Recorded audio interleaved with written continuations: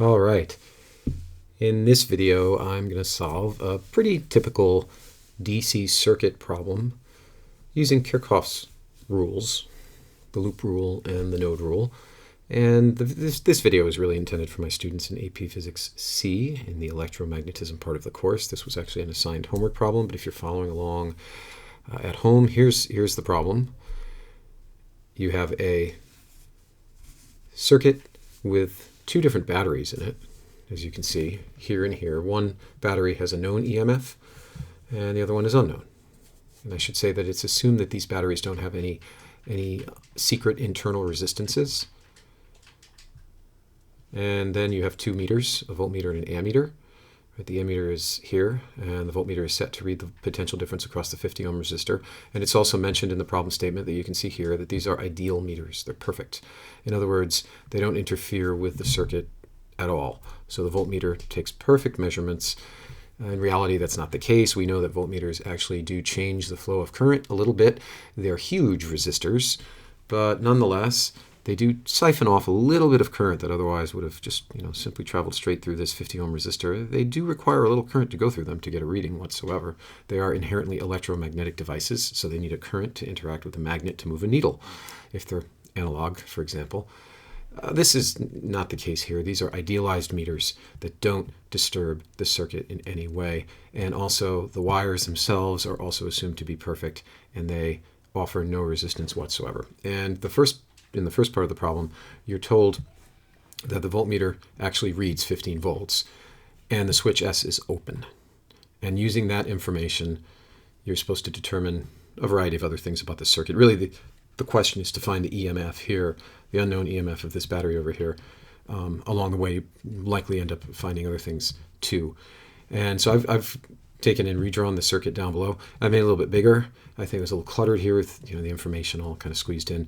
One of the best things that you can do, one of the biggest favors you can do for yourself when you're solving or analyzing circuit problems with Kirchhoff's laws is, or Kirchhoff's laws, or however it is that you like to say it, one of the best things that you can do is to redraw the circuit nice and big so you have room. You're going to be drawing voltage loops and arrows to represent current, labeling currents along the way, and if you don't have the room to do it, it just makes it really difficult.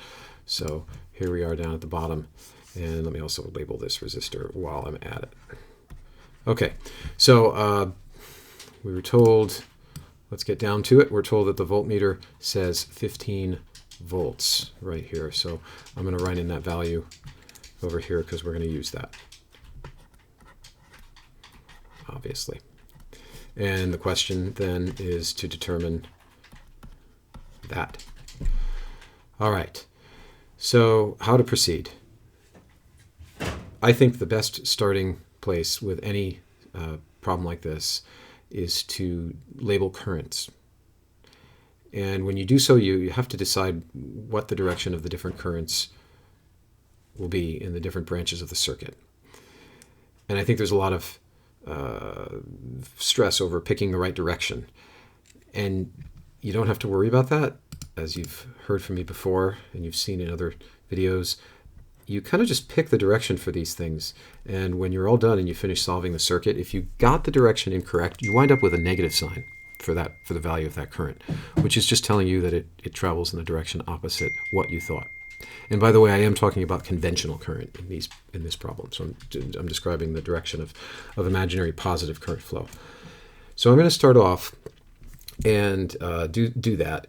So using pink for my currents here, I'll draw what I think is the direction of the current in this middle branch of the circuit right here. I don't know that to be the case. It could be that current is flowing down in this branch because this battery, which is 25 volts, could be a large potential compared to this battery, and current may actually be flowing up in this branch to the left, to the right, and then it might actually flow backwards down through this battery. I really don't know. That's the point. And I don't really care at this stage of the game. So I'm just going to draw that and label it I1 right there. Okay. And choosing the subscripts is also obvious. It's also arbitrary at this point, right? So that's I1. That leaves me with a current in this branch of the circuit over here from this node over to this node, will be its own current, right? And I can put that arrow anywhere I want to. So I'm just going to draw it up here, and I'm going to label that I2. So I have I1 here, I have I2 entering here, and then in this branch here, I'm going to call this I3. Okay, and obviously there's a relationship between I1, I2, and I3 as specified by that node right there. We'll get to that. Now you might say, well, okay, what about over here in this middle branch? And at this stage of the game, the switch is open, so you remember there is no current over here, so I don't have like an I4 or anything else to worry about. So this I3 simply must continue through here, through here, through here, through here, around. This is all I3 around this outer branch. By the law of conservation of charge, we know that electric charges can't spontaneously be destroyed or be created, and so there's continuity across from here straight through.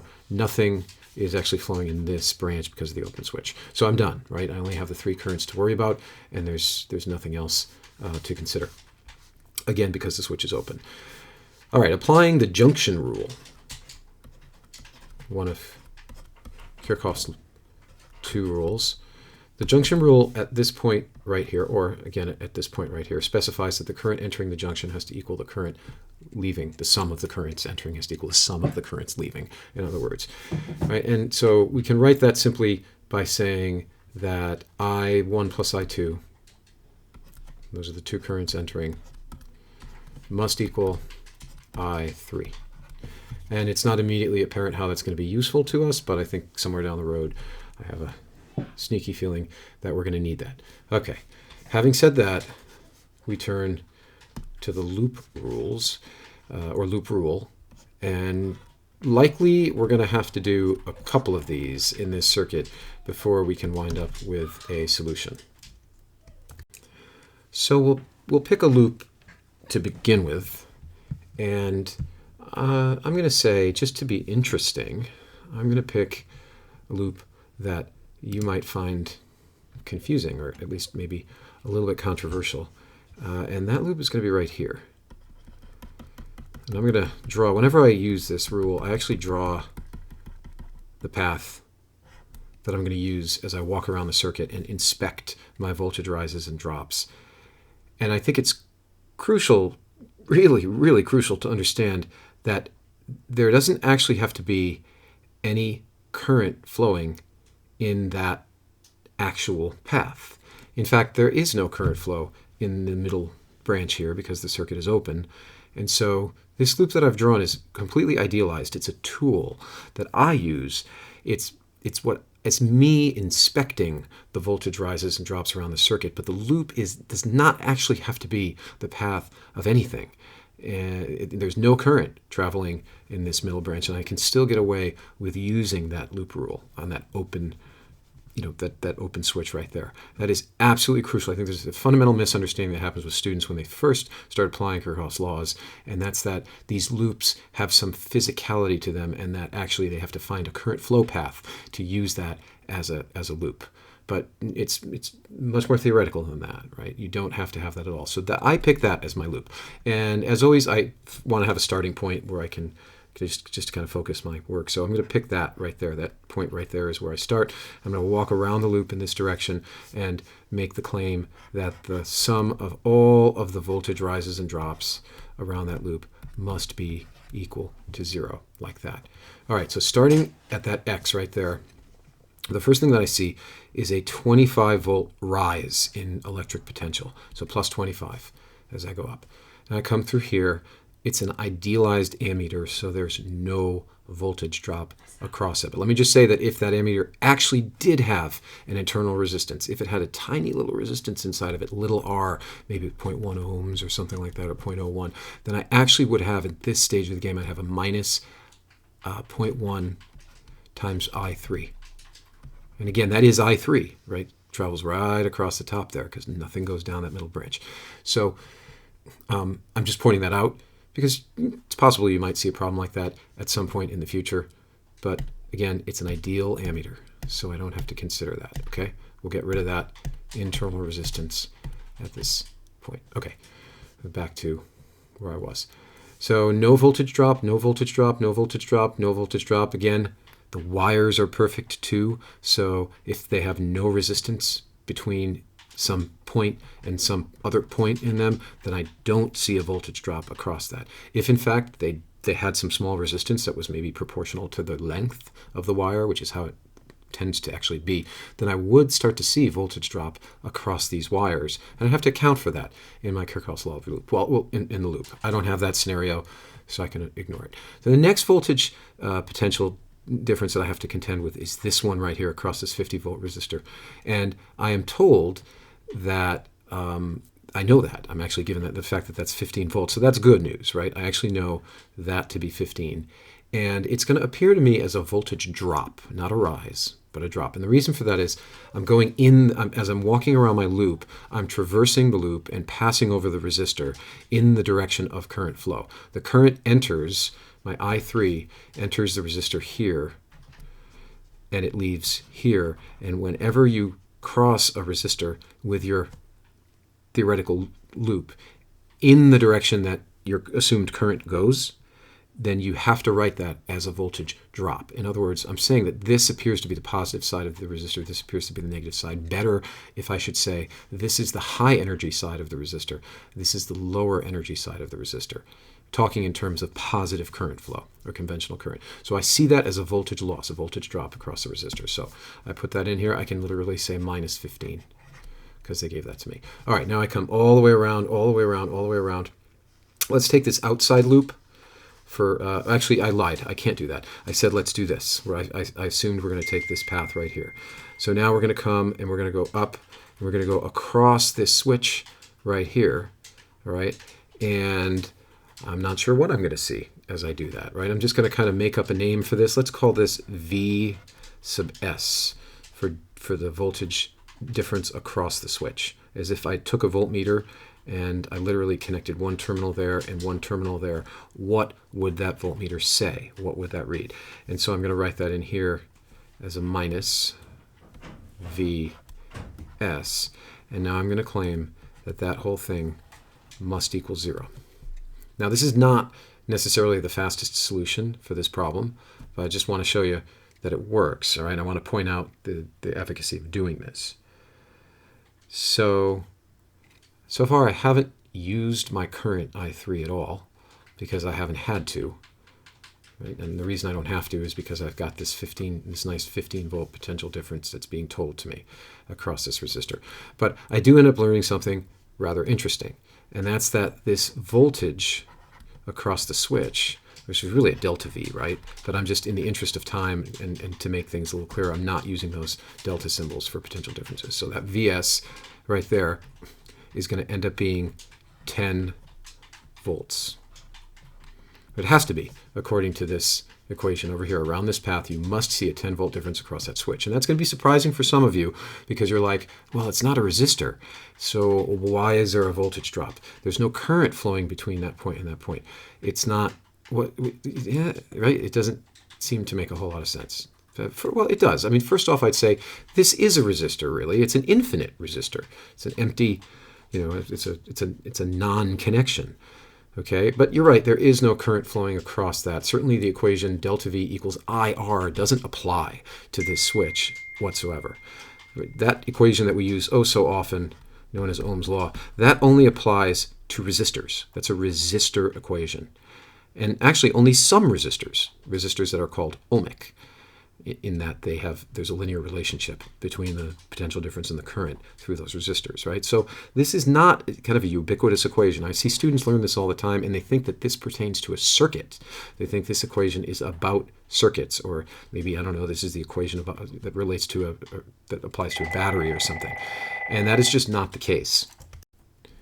So what is true, if this is not true, right, is that I can find the potential difference across this gap with this approach, with the loop rule. Okay, so I can't use Ohm's law, but I can do that. Now that's not the question, right? I'm still looking for this EMF over here, but at least I've kind of learned something along the way. Right? If you're still wondering how that could be, that this could show a potential difference, I would invite you to just think for a minute about a battery. Right? So say I had a 12 volt battery. maybe look, car batteries are 12 volts, right? And it had a terminal here and a terminal here. We'll call this one plus, we'll call this one minus. I also had a voltmeter right here. There's a little window and the two plugs in it, right? And I connect one wire to there, and I connect the other wire to there, and I say, well, what would that voltmeter read in that context? And you say, well, I know the answer to that. It's going to say it's 12 volts, right? Okay, nobody's going to disagree with that. I say, okay, great. So now supposing that that was connected to a wire that went up to here, and instead of reading the voltage right across the battery, I just decided to sort of take my other lead from my voltmeter, and I just were to attach it right there to that wire, what would it say? And of course, you're going to come back and say, well, it still says 12 volts because this is connected to that terminal. So that's really, that wire is just an extension of that terminal. I say, great, all right, now supposing there's a resistor in here, like this. Okay, but that's it, it's a dead end. So it's a dead end there, and I'll even take and put another resistor right there and make that a dead end as well. Now let's get rid of this wire from here to here. Okay, so as you can see, I've now got this 9 volt or this 12 volt battery, it's a car battery, with a wire connected to one terminal and a resistor sort of dangling in midair. There's the end of it, right there. And I've got another wire connected to the other terminal with a resistor dangling in midair. And now I'm going to take my voltmeter, use different colors here for that, and I'll connect that wire to there and this wire to there. And I say to you, well, what will it read? And you should at this point realize it's still going to say 12 volts, isn't it? Right? There's no current flowing in these resistors because there's no closed circuit at this point, right? So the current here is 0, the current here is 0, and therefore using Ohm's law, which you can legitimately use for these resistors, if V equals IR, this whole thing is 0, and this whole voltage drop is 0 as well. So the potential between this point and this point is still 12. And that's sort of that's the same scenario I have going on here. I'm getting a potential difference between these 2 points. Now that potential difference is not 25, because in this loop I do have a drop of 15 volts across this resistor. So I still have to make up only 10 volts to get back to the 25 that I have here. So I gain 25, I lose 15, I lose 10, and I'm back.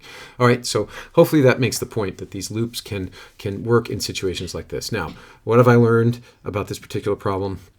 I don't know. I know that this really hasn't helped me zero in on my target, which is this particular thing over there. I'm actually really surprised that the question doesn't have as, a part before part A, what is the potential difference across this gap? Because that is such a common question to be asked. I think it's worthy of, of taking a minute to answer it.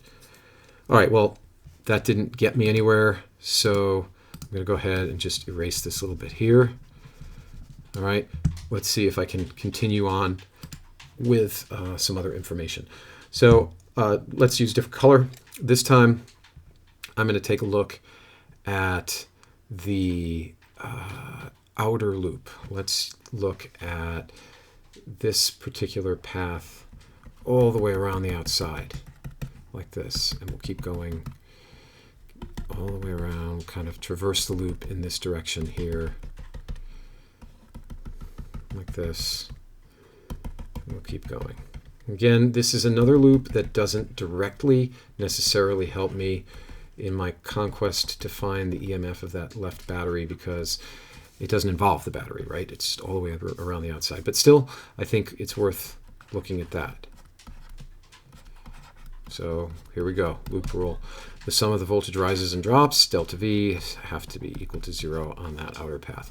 So where shall we start? Let's start here this time. And let's start walking up. So I'm going in the direction of the current through that as I traverse the loop. So I see that as a voltage rise. I have current I2. I have resistance 75 ohms, IR. So my voltage rise is 75 I2 there. Okay. Now I followed this path here. I switch currents. Now I'm on I3, and I go across a 30 ohm resistor. Again, I'm going in the direction of the current flow. I think actually I'm going to have to backtrack a minute. I think I made a mistake over here. This I said was a current. I said it was a rise in voltage, but it cannot be because I'm following I'm going in the direction of current. So I broke my rule from before. If I go in the direction of current as I traverse the loop, I see that as a voltage drop. The current's going this way. I'm going with it. So that's actually, I start off with a minus 75 I2. Okay. Now, same thing happens here as I go across the 30 ohm resistor. IR minus 30 times I3. Okay, I'll go across the idealized ammeter. I can now go across here. In this instance, I find myself going from the positive side of resistor to the negative side. So again, I drop in voltage, minus, and here I still have an I3. So it's going to be 50 I3, but wait a minute, I know this is just 15, right? And that all has to be equal to 0. Everybody got that? So I'll say it one more time. This outer loop, I lose 75 I2, I lose 30 I3, I lose 15 volts.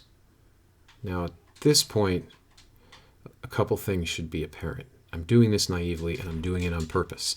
So right now you should be saying, well, wait a minute, hold on a second. You keep calling this voltage drop 15, but you know that this is a 50 ohm resistor and you know this is 15 volts. So actually, I know this current.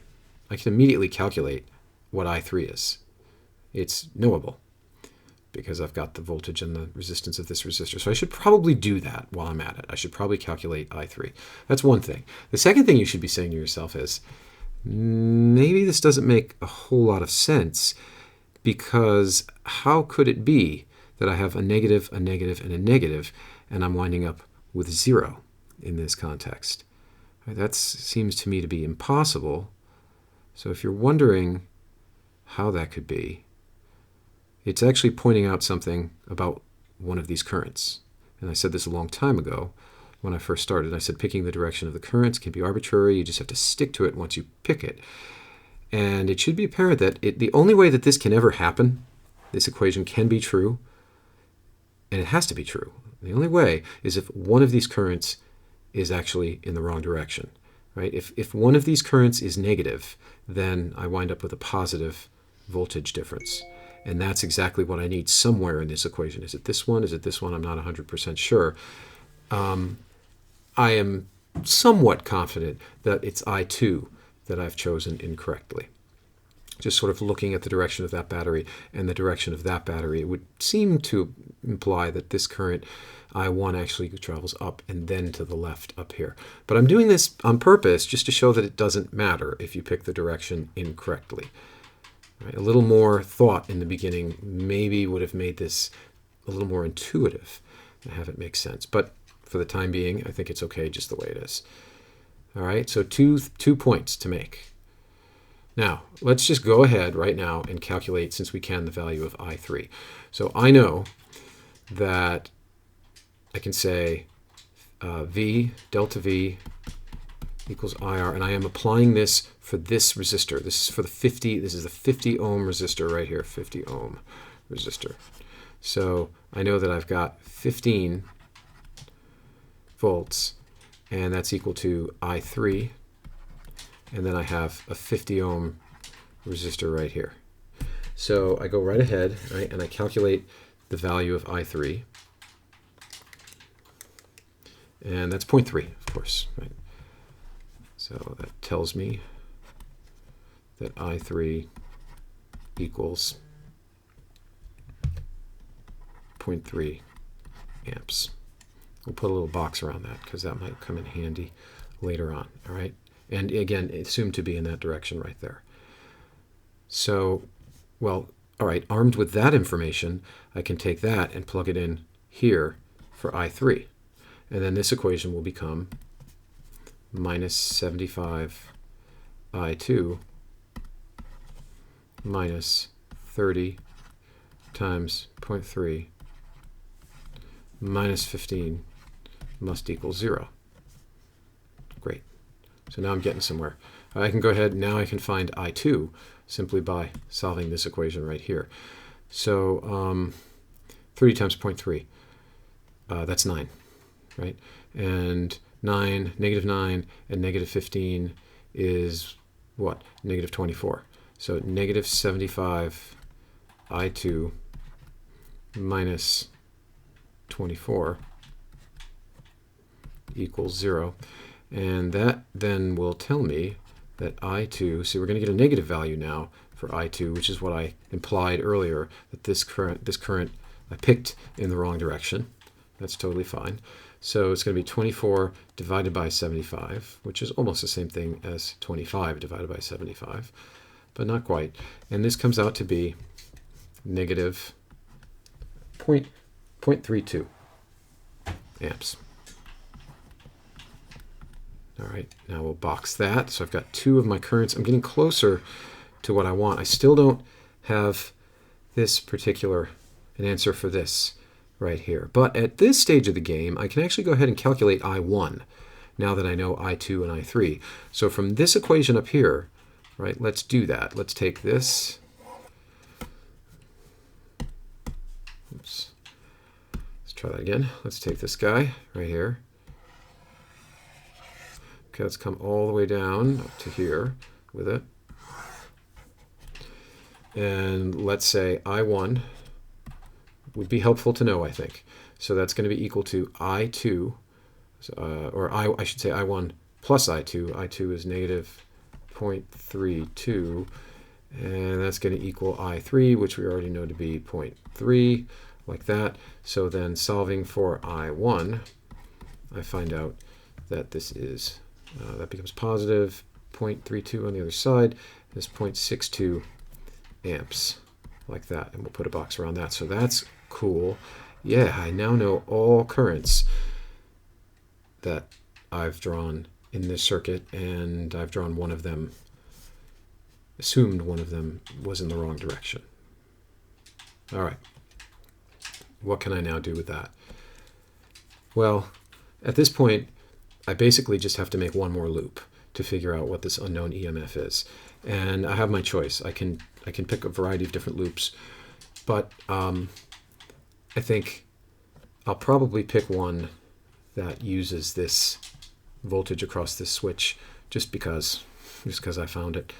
I have choices. I can either do this loop here on the left. I can do this middle loop right there, or I could do this outer loop all the way like so. So it's whatever I want in this case, but I think I'm just interested in being difficult and picking this particular path in here like so. And I'm going to start right there. All right, so we'll write the equation down here. Again, it's the loop rule.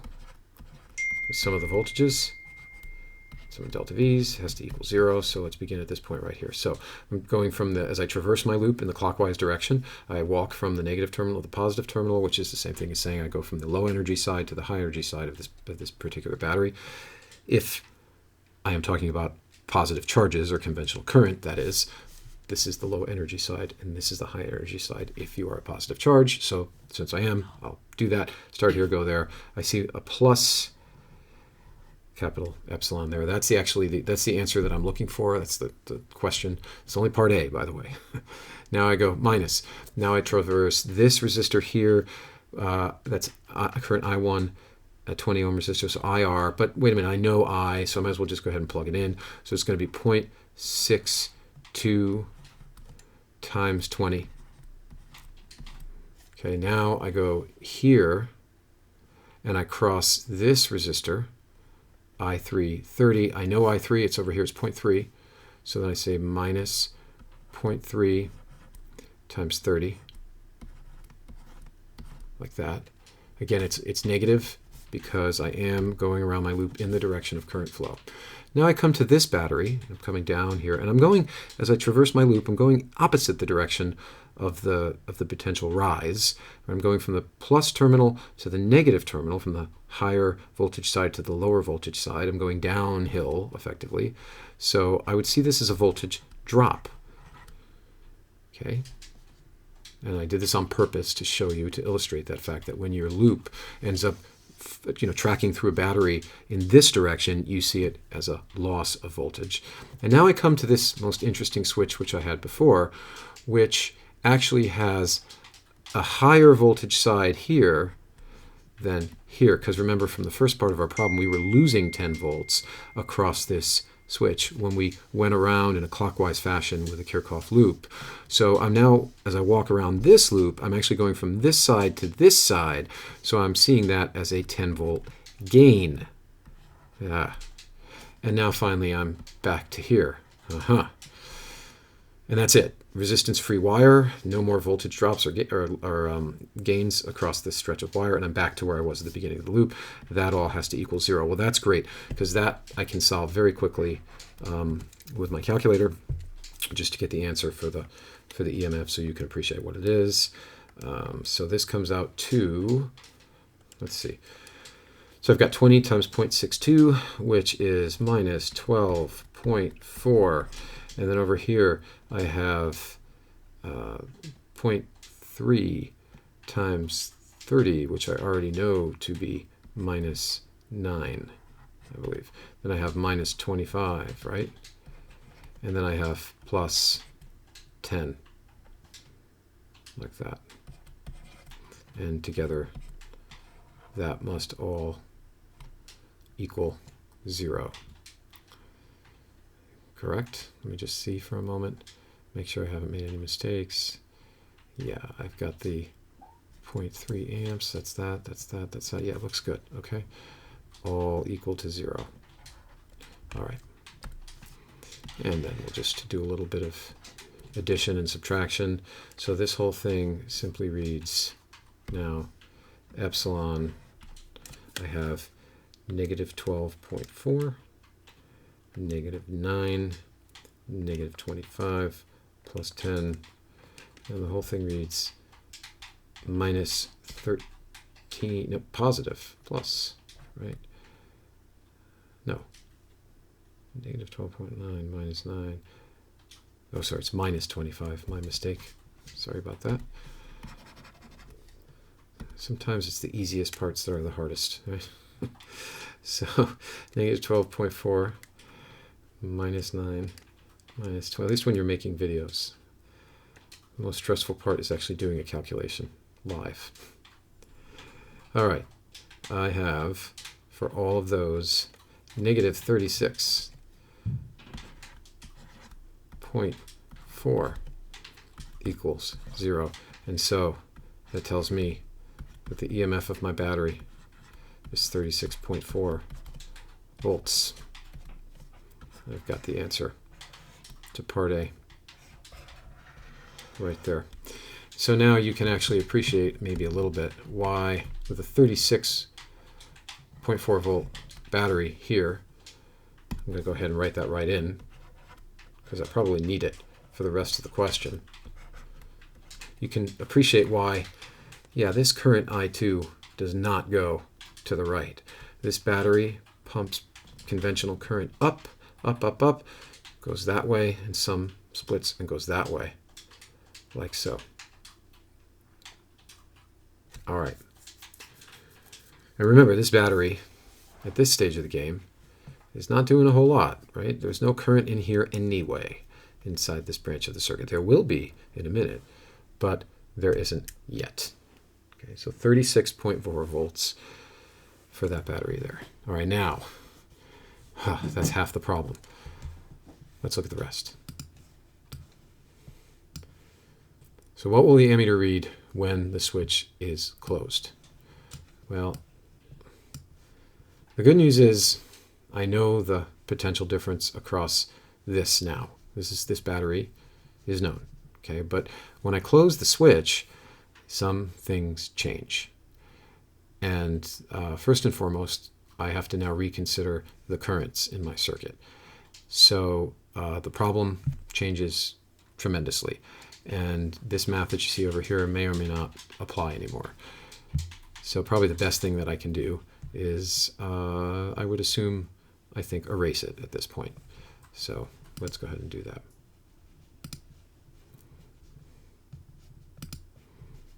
All right.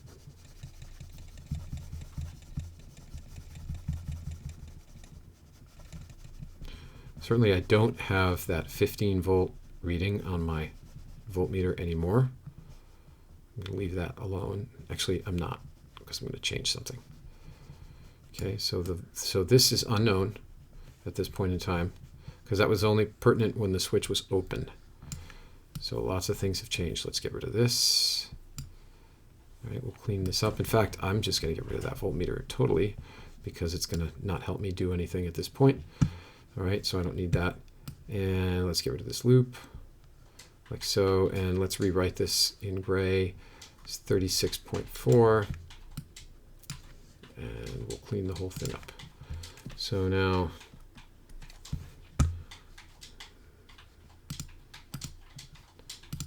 let's see. This is known like that, and let's repair the wires. So there's continuity everywhere, like so. And the switch now is like that, connected. Let's make that a little nicer. Okay, and I can get rid of that. So the switch is closed. Essentially, what's happening? What's the value of the current and the different, or the currents and the different branches of the circuit? Specifically, though, tell me the value of that one right there. Tell me the value of that ammeter, the upper right-hand corner. Okay, the first thing I'm going to do for this is, since I learned a little bit from the first problem, I think I'll reverse the direction of I2. So for this problem, let's assume that it's in this direction. And again, I don't really know that anymore because everything has changed now that I've connected this battery. But I really don't think by connecting this battery that I would expect to see current up here flowing to the right. I think I'm still correct in saying let's have it go to the left. So I reverse that, and that immediately changes this junction rule over here to read a little bit differently. So now I have I1 equals, and then I have outflow from that junction, I2 plus I3. Okay, so that's changed. The other thing that's changed is, I now need to introduce another current into the circuit because this branch certainly has current flowing in it. There's continuity between this point and this point, so there is current flow. What direction is it in? I don't know. If this were a 2-volt battery, I would be inclined to suggest the current went this way, and I would call it, of course, I4. And if you say, well, wait, the current backwards through a battery, I go, yeah, that happens all the time. If this is a more powerful source of potential, we can actually be pumping current backwards. That's what you do when you recharge a lot of devices. You're actually forcing current backwards through the battery, and that's running the chemical reaction in that battery in reverse. I'm not sure that's the case here. This is 25 volts. It's big enough.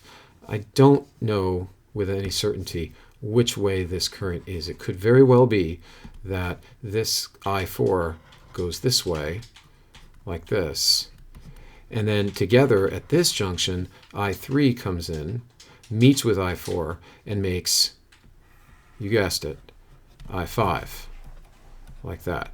And I'm going to work under that assumption for the time being. So using this node right here, I write another equation that says I3 plus I4, so those are the two incoming currents to this point right here, equals I5, which is the outflow of charge. So I have now 2 junction rules. Don't know if I'm going to need them both, but I got them. They're there. Let's see what happens. The question is, what is the current in the ammeter? So I'm really looking for the value right now of I5. That's the goal. That's the big question. All right. Let's see what we can do. Oh, the switch, by the way, at this point is insignificant. With this gap now removed, closed, there's 0 resistance between this point and this point, so there can be no potential difference between these 2 points. There's just a continuous current of I4 right through there. That switch and that potential difference becomes meaningless to me at this point. It's just a wire, like any other segment of wire anywhere else in the circuit. So I don't have to look at that. So now I have a pretty standard Kirchhoff's loop or circuit problem where I have to pick some loops, use these junction equations to try to solve a system of equations to figure out what the current in this ammeter is at this point in time. So I don't know. Let's pick the loop that, let's pick the outermost loop. Let's go blue. All right, it's already drawn. I've already done it. Let's start from here like I did last time. This time, as I traverse this resistor, I'm going against the direction of the current. The current is assumed to flow down here. I'm walking up, so I'm going to see that as a voltage rise. Right? And that will show up as 75 I2. Now I'm going to head across the top branch right here, and that's going to say, I'm going to see that as a voltage drop as I move across the 30 ohm resistor. So it's going to be 30 I3. And then continuing around here, as I go through here, I'm going in the direction of the current one more time. So I'm going to see it as a drop of 50 I5. And then I'm done. There's no more resistance anywhere around here. That all must sum to 0. And you can see already I've got a problem. I've got three unknown currents in one equation. That's just from doing the blue loop all the way around. Let's see if I can get some more equations to try to figure this out. Now, there's no way I'm getting away with a loop that doesn't involve some of these batteries. You have to involve these. So we can pick this middle one and use kind of sort of both of them at the same time, or we can pick this one over here and pick this one as well. There's many, many different ways to do it. You don't need to do all of them. At some point, you get redundant equations. So I'm going to just pick, I'll use a different color for this one. Let's do purple, and let's do this path right here, like so, in that direction. So we'll start here, and we'll go around like that. All right. Let's see. Interestingly enough, I don't have to involve I4 at all because there is no resistance inside this. Yeah, there's no R anywhere in this branch of this circuit that I have to consider. There's no IR drop, so I'm not going to have to involve that. So we'll see what happens. All right, so my purple loop, I say plus 25, going clockwise. Then I get to here, and I say minus, and this is going to work out very nice. Since that's the only potential drop I have, I then say 25 minus I5, or minus 50 I5.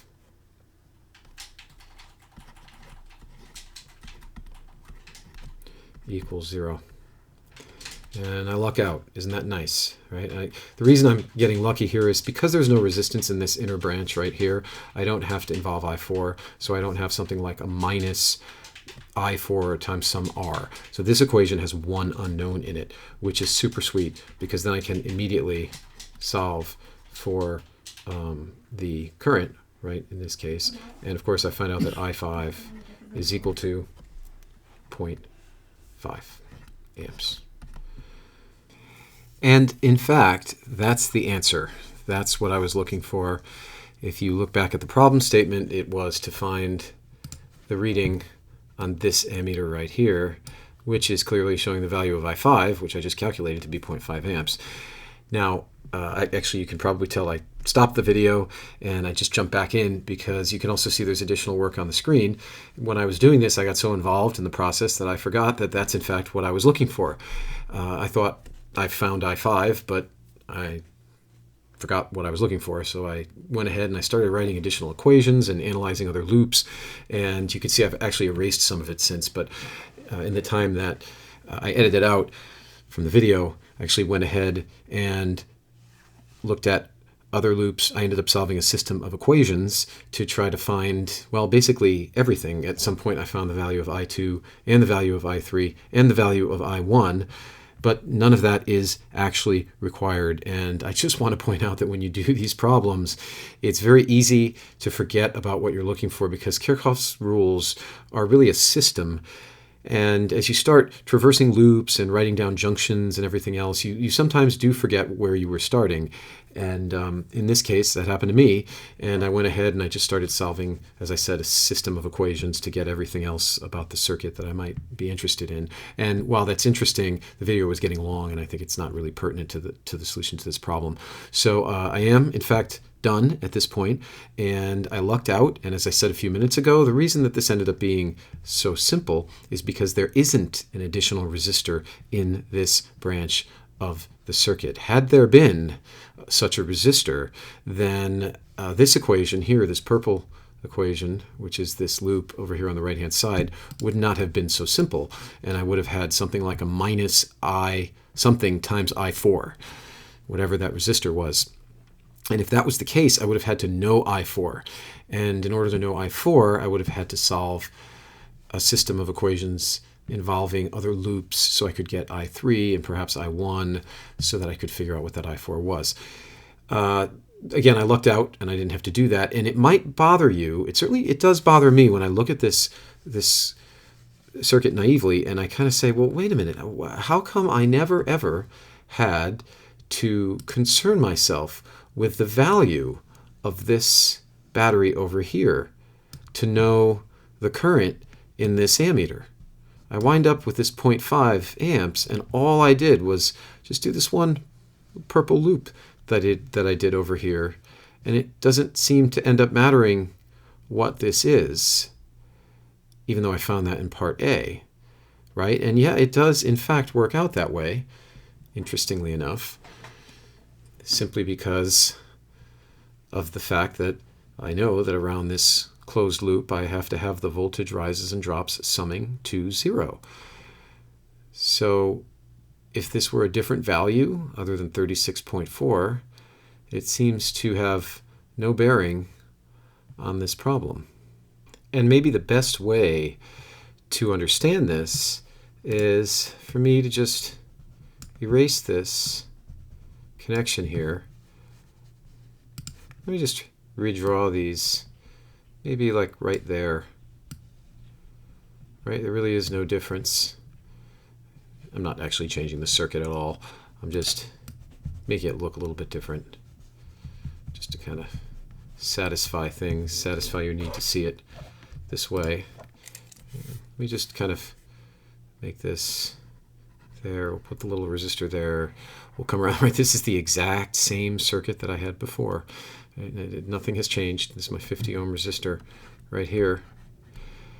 And so as far as I'm concerned, I've got that 50 ohm resistor in parallel with a 25 volt battery. So, you know, case closed at this point. No matter what's going on over here in the rest of the circuit, it makes absolutely no difference. Remember, this is inconsequential now.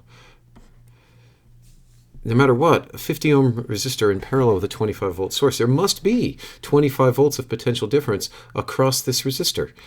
Again, it's an element that's in parallel with another element, and this voltage is fixed at 25. And so the voltage across here is 25, regardless of what's happening in the rest of the circuit. And so that immediately means that the current over here in this branch of the circuit is 0.5. And we're done. It doesn't matter what this battery is. You know, this can be 136 volts for all I care, but I'm still going to wind up over here with a 0.5 amp current flowing like so through that resistor over there. All right, so a little bit confusing and a little bit surprising. Actually, it was a surprise to me as well, because I'm solving this for the first time just live while I'm doing it, and that caught me off guard, but that is in fact the way that it is. So a slightly atypical problem in the sense that you don't have to do all the math that you usually have to do with these Kirchhoff law problems. It's much more common to have to write down multiple equations for each loop and then solve the system of equations using algebra and get all of the currents and all of the voltage drops and so on and so forth. But this one ends up having a little trick to it. All right. Thanks for watching. Take care.